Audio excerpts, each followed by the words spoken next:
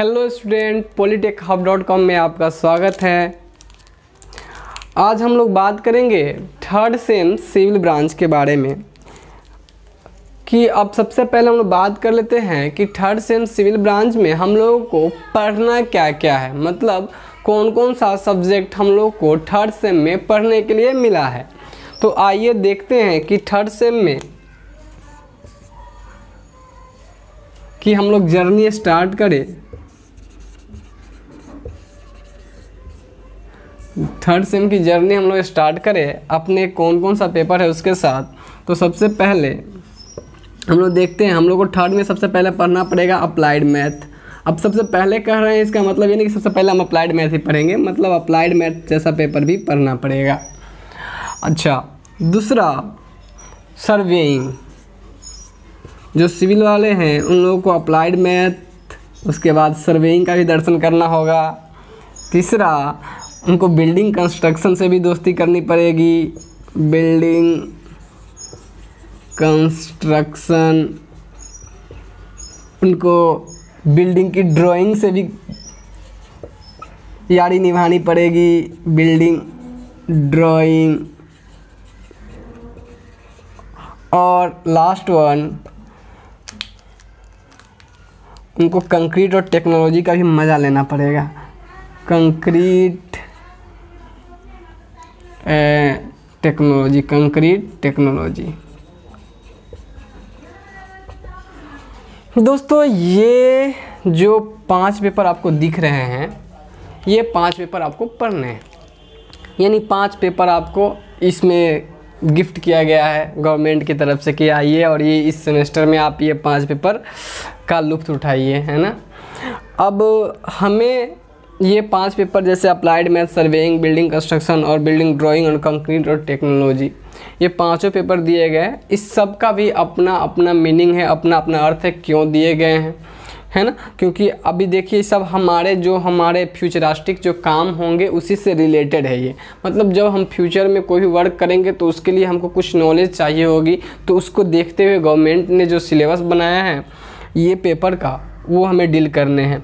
इससे पहले हम लोग सोचते रहते हैं कि भाई जो 3 साल डिप्लोमा पढ़ाएगा उसमें क्या क्या देगा पढ़ने के लिए। तो अब आपको समझ में आने लगेगा कि क्या क्या सब पेपर आपको पढ़ने के लिए मिलेगा और क्या क्या पेपर आप नए नए पेपर से, नए नए चीज़ से आप जुड़ते जाइएगा और उसको सीखते जाइएगा।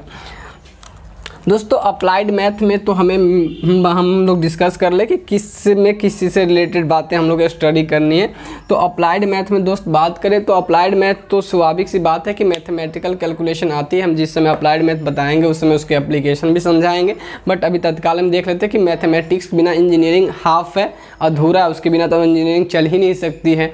तो हमें मैथमेटिक्स चाहिए और ये अप्लाइड इसलिए क्योंकि यहाँ पे जो मैथमेटिक्स पढ़ेंगे उसका उपयोग हम लोग बहुत ही अधिक करने वाले हैं, जो हमारे इंजीनियरिंग फील्ड होने वाली है उसमें। दोस्तों, दूसरी बात अगर कर ले हम लोग सर्वेइंग की, तो सर्वेइंग के बारे में अगर हम बात करें तो ये जो सब्जेक्ट है वो आपको इसलिए पढ़ने दिया गया। आप लोग अमीनी देखे होइएगा, है ना। अमीन आता है गाँव सब में, देखे होइएगा कि एक अमीन रहता है जो कि ज़मीन से रिलेटेड वर्क करता है और आपको ज़मीन का बंटवारा से रिलेटेड सारे वर्क करता है। तो ये आपका जो सर्वेइंग है ये आपको एक तरह से किसी चीज़ की जो लोकेशन है उस सबसे फिक्स करने से रिलेटेड आपको चीज़ें पढ़ाती है कि इसका यहाँ तक है, उसका यहाँ तक है, या कोई भी ऑब्जेक्ट है उसकी जो पोजीशन है वो फिक्स करने के लिए कि मैप, प्लान, इस सबसे रिलेटेड बनाते जो हम लोग, वो सारी चीज़ें ये सर्वेइंग से रिलेटेड आती है, जो कि हम लोग उसमें स्टडी करेंगे।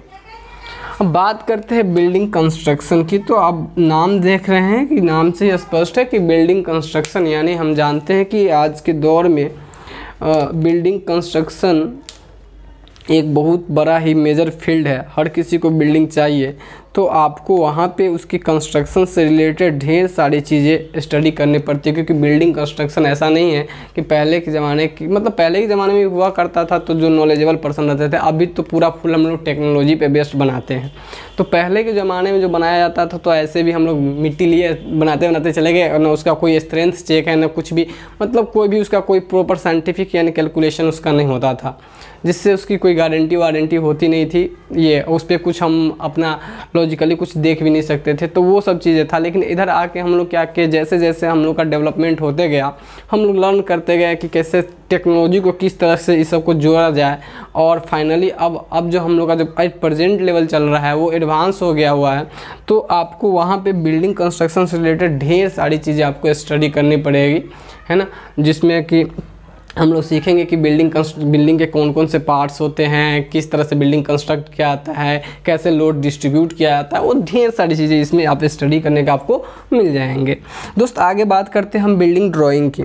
देखिए बिल्डिंग ड्राइंग, देखिए बिल्डिंग कंस्ट्रक्शन करने से पहले जो होती है हम लोग को उसकी स्केच तैयार करनी पड़ती है। स्केच तैयार की वजह से स्केच के अनुसार हम लोग काम करते हैं, तो वो आपको स्केच जो बिल्डिंग की होती है वो पहले तैयार कर ली जाती है। तो उसके लेके हम लोग को क्या करना पड़ेगा, प्लानिंग करने के बाद जो हम स्केच तैयार करेंगे तो वो आपको उसकी प्रॉपर ड्राइंग करने का रूल्स आता है। ऐसा नहीं कि जिसको किसी को मन किया तो किसी तरीके से ड्रॉ कर दिया, किसी को मन किया तो कैसे भी ड्रॉ कर दिया। तो इससे पहले आप ड्राइंग पर रखे हैं, ग्राफिक्स पर रखें, तो आपको पता होगा कि उसके अपने रूल्स और रेगुलेशन है, क्योंकि वो अपना एक इंजीनियर्स का एक लैंग्वेज है ड्राइंग और ग्राफिक्स। तो वहाँ ड्राइंग और ग्राफिक्स के माध्यम से हम लोग करते थे।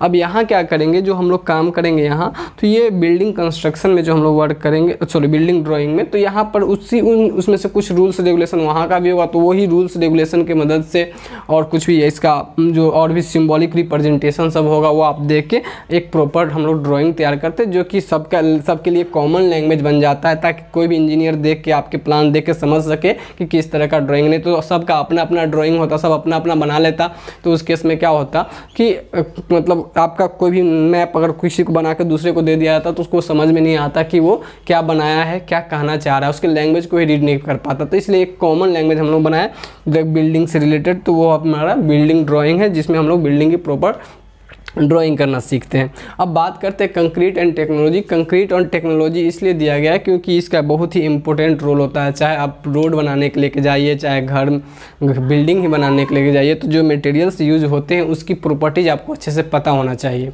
अगर उसकी प्रॉपर्टीज आपको अच्छे से नहीं पता होगा तो आप घर तो बना लोगे, लेकिन ये कब गिरेगा इसकी कोई गारंटी वारंटी नहीं रहेगी।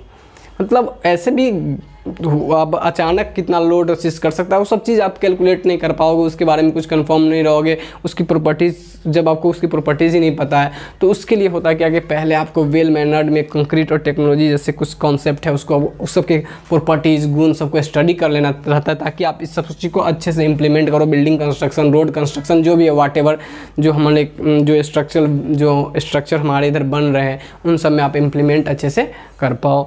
तो ये पेपर है आपको अब आपको भली बात समझ में आ गया होगा कि दोस्तों कि किस तरीके से हमको इस सेमेस्टर में अब हम लोग इंजीनियरिंग बनने की ओर मूव कर रहे हैं, मतलब इंजीनियरिंग कॉन्सेप्ट से रिलेटेड पढ़ाई करने को जा रहे हैं। तो ये 5 पेपर हम लोगों को इस सेमेस्टर में अभी स्टडी करने हैं। जैसा एज यूजुअल हम जानते हैं कि ये जो पेपर्स हम लोग को पढ़ने के लिए दिए गए हैं, ये सारे पेपर आपको 100-100 मार्क्स के होंगे, 500 मार्क्स। ये पेपर साढ़े 500 मार्क्स के होंगे। जो थ्योरेटिकल सब्जेक्ट है आपका, ये अब आप लोग अच्छी तरीके से समझ भी गए होइएगा, क्योंकि इससे पहले हम लोग कई सारे सिलेबस इस तरह से देख रखे हैं। तो ये 5 पेपर पढ़ने हैं, 500 मार्क्स के, साढ़े 70 मार्क्स के आपके एक्सटर्नल एग्जाम में पूछे जाएंगे। तो इसमें ये बेसिक इन्फॉर्मेशन हमारे तरफ से था आपको 3rd सेमेस्टर सिविल के लेके। दोस्तों एक चीज़ और भी हुआ है कि इधर बीच में जो कोरोना वायरस वाली बात हुई है दोस्तों, इसमें क्या हुआ है कि कोरोना वायरस के मैटर के कारण हम लोग ना को बहुत ज़्यादा बेनिफिट हुआ है स्टूडेंट के लिए। कि ये अलग चीज़ है कि कोरोना वायरस का इम्पैक्ट रहा जिससे बहुत सारे हानि भी हुई, बट ये एजुकेशन फील्ड में एक मतलब एक बेनिफिट के रूप में भी आया। बिकॉज देखिए कि इससे पहले जो टीचर्स लोग थे वो लोग मतलब स्टूडेंट को बहुत ही ज़्यादा ये कंटेनमेंट करके रखते थे, बलगलाने की कोशिश करते थे, और बहुत ही कॉस्टली पे भी करना पड़ता था। इधर आके बहुत बच्चे ऐसे होते जो इनके कारण पढ़ाई नहीं कर पाते थे अच्छे से, कि फील लगता, क्योंकि उसको लगता था कि हम पॉलिटेक्निक में जैसे ही जाएंगे हमको तो वहाँ कॉलेज में फ्री ऑफ कॉस्ट में पढ़ाया जाएगा। मतलब ऐसा मेरे साथ भी हुआ है दोस्त। तो हमको लगता है, हम लोगों को लगता है क्या कि हम जाएंगे वहाँ तो फ्री में पढ़ाया जाएगा, पैसा देना नहीं पड़ेगा। जब यहाँ आते तो इतने इंसल्टी फील होता है कि अरे कॉलेज में की पढ़ाई से तो काम ही नहीं चल रहा है, कॉलेज में तो कुछ हो ही नहीं रहा है, कोचिंग तो करना पड़ेगा, बिना कोचिंग के अब कोचिंग करना पड़ेगा। तो हम तो समझ में आया कि हम पॉलिटेक्निक निकाल लिए, बहुत बड़ा काम कर लिए, तो अब तो फ्री में पढ़ेंगे। लेकिन यहाँ आने के बाद ऐसी स्थिति देखते हैं तो हमको पता 5-7 हज़ार एक सेमेस्टर कंप्लीट करने का, 7 हज़ार 8 हज़ार। अब हम लोग सोचते हैं कि यार 8 हज़ार रुपया गार्जियन को बोलेंगे, कहेंगे कि 2-3 महीना में दीजिए, और उस ऊपर से फॉर्म भराई का पैसा, रहने खाने का पैसा। तो हम लोग जिस लेवल से आए रहते हैं उसमें केस में क्या होता है, बहुत दर्द होने लगता है अंदर से, मतलब पेएबल नहीं रहता है।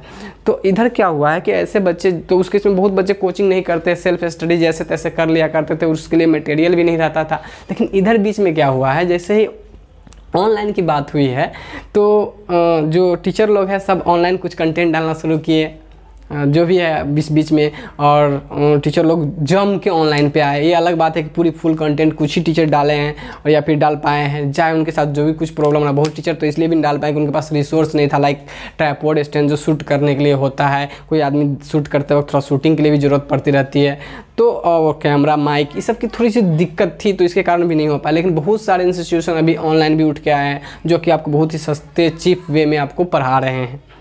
तो इससे हम लोग को एक फ़ायदा और भी हुआ कि मान लीजिए हम ऑफलाइन भी करें, अगर मान लीजिए जिनके पास पैसा हो ऑफलाइन भी करें और ऑनलाइन का भी परचेज करके रख सकते हैं, क्योंकि मान लीजिए वहाँ पर उसको और भी क्वालिटी चाहिए तो ऐसे भी कर सकते हैं। कुछ बच्चे ऐसे हैं जो सोचेंगे कि हमको ऑफलाइन का पैसा नहीं है, हम ऑनलाइन ही करें, तो वहाँ सस्ते दर में वो पढ़ाई कर सकते हैं। कुछ बच्चे ऐसे हैं जिनको कहें हम साफे पैसा नहीं है, तो कुछ फ्री कंटेंट भी अवेलेबल मिलेंगे अब यूट्यूब पे, और मिल भी रहे हैं, तो वो वहाँ से भी कर पाएंगे।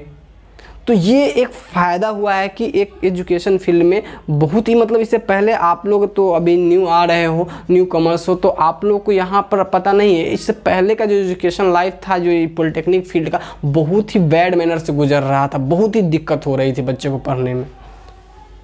ये जो एजुकेशन फील्ड पहले का था, जैसे हम लोग के टाइम से था, तो देखिए बहुत ही दिक्कत हो रहा था बच्चों को एजुकेशन में, क्वालिटी एजुकेशन तो मिल नहीं रही थी। प्रत्येक देखिएगा कॉलेज सब में देखिएगा तो 2-3 आपको क्वालिटी टीचर मिल जाएंगे, 5 ज़्यादा से ज़्यादा अच्छे कॉलेज है तो 5-6, बाकी कॉलेज के जो टीचर्स लोग भी हैं बहुत सारे, तो वो टीचर में वहाँ पे आपको 5-6 को टीचर के अलावा आप देखिएगा कि आओ सनम और जाओ सनम वाला बात रहता है। मतलब आप क्लास में बैठिएगा लेकिन बोर हो जाइएगा, क्योंकि वहाँ क्वालिटी एजुकेशन वहाँ भी एक तरह से नहीं मिलता। लेकिन कुछ टीचर हैं जो कॉलेज में भी जो बहुत अच्छे आपको पढ़ाते हैं, है ना। तो वैसे टीचर की संख्या भी बहुत कम है, जिसके कारण हम लोग क्वालिटी वहाँ से नहीं मिल पाती थी, और सेल्फ करने जाते थे तब मटेरियल नहीं रहता था, और जो लोग का था भी तो कोचिंग का फीस सब बहुत अधिक फी रहता था, तो दिक्कत बहुत ज़्यादा थी। लेकिन इधर आके एक फ़ायदा हम लोग को होगा, एक फ़ायदा नहीं, बहुत बढ़िया, बहुत अच्छा फ़ायदा होगा, जो कि हमारी नज़रिए से हमको दिख रहा है। ठीक है, एक अच्छा, एक तो कॉलेज वाला पढ़ाएगा, कोचिंग वाला पढ़ाते ही रहेगा, वो तो छोड़ेगा नहीं ऑफलाइन। और तीसरा एक ऑप्शन जो ये आया है, फ्री मटेरियल, पैसा से ही चीप, मतलब कम पैसा में ही मटेरियल। इसके बाद कॉस्टली अगर होगा, जिनका अच्छा क्वालिटी होगा तो वो कॉस्टली भी होगा, तो ऑफलाइन से वो बहुत ही कम कॉस्टली होगा।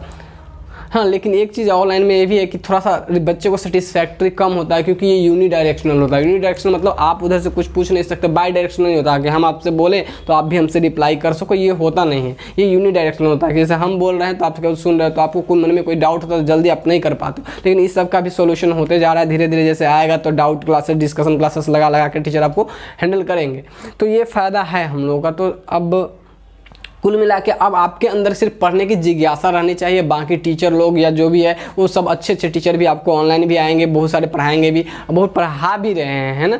और तो आप लोग उनको भी सपोर्ट कीजिए जो लोग भी ऑनलाइन पढ़ा रहे हैं, क्योंकि मेहनत लगती है इनके लिए और किसी को कोई पैसा नहीं मिलता इसके लिए कभी, है ना। तो सारे टीचर बहुत मेहनत करते हैं, तो उन लोग को आप लोग भी सपोर्ट करिए, ताकि आप देखो इसमें फ़ायदा ऐसा नहीं कि आप टीचर का है, टीचर का तो अभी कोई फ़ायदा नहीं हो रहा है। सपोर्ट करोगे तो टीचर के उत्साह बढ़ता है, चाहे हम हो चाहे कोई और भी टीचर हो, तो वो आपको आपके लिए और भी वीडियो बना के लाता है। लाइक कीजिए, उसको शेयर कीजिए, अधिक से अधिक सब्सक्राइबर पर ले जाइए, ताकि वो टीचर आपके लिए, ये आपके लिए नहीं, आपके जूनियर्स के लिए, जूनियर्स के लिए, मोस्ट जूनियर, सबके लिए फ़ायदा होगा। क्यों? क्योंकि वो सबको अगर कुछ भी कंटेंट फ्री ऑफ अवेलेबल होता है तो वो सबके लिए होगा, सबको बेनिफिट उसका मिलेगा।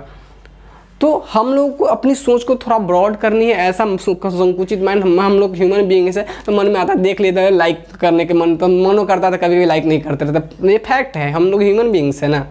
तो हम लोग का आदत होता है कि अगर हम लोग को मन में भी आता है कि हम लाइक कर दें, तो सोचते दूर हम लोग क्या शेयर करते, लाइक करते नहीं। ये सब थोड़ा सा आपके, जब वो वीडियो बनाने के लिए इतना मेहनत कर सकता है तो आप थोड़ा टाइम देके शेयर कीजिए। और ये नहीं करें कि आप मेरे वीडियो के लिए कीजिए, ये सारी उन वीडियोज़ के लिए कीजिए जो टीचर आपके लिए free of cost content available करवा के ला रहे हैं। क्योंकि रियली आपके लिए जो वीडियो बनाना पड़ता है वो टीचर ही समझते हैं, या फिर आप जब कभी उस स्टेज में जाइएगा तो आपको भी वो फील आएगा कि ये चीज़ ऐसा होना चाहिए था। ठीक है दोस्त, तो बस यही हम आपको ये सिलेबस अच्छे तरीके से हम कवर अप करवाएंगे। आपको जो डेमोज क्लासेस है धीरे धीरे आपको मिलते जाएंगे। हम लोग स्टार्ट कर दिए इस पे काम करना, आप लोग इसको देखते जाइए और एक एक करके अब हम नेक्स्ट में आपको ये 2 पेपर हम पढ़ाएंगे, 3 पेपर आपको एक टीचर जो आपको स्टार्ट कर चुके हैं, आप ऑलरेडी उसका इनका इंट्रोडक्टरी क्लासेस आप देख सकते हो। आपका ये 2 इंट्रोडक्टरी क्लास के साथ हम आ रहे हैं। नेक्स्ट लेक्चर से आपको ये इन सब्जेक्ट्स पे आपको लेक्चर मिलना शुरू हो जाएगा। तो बस मिलते हैं नेक्स्ट लेक्चर में, आपके साथ हम जुड़ते हैं सर्वेइंग और अप्लाइड मैथमेटिक्स के साथ। थैंक्स।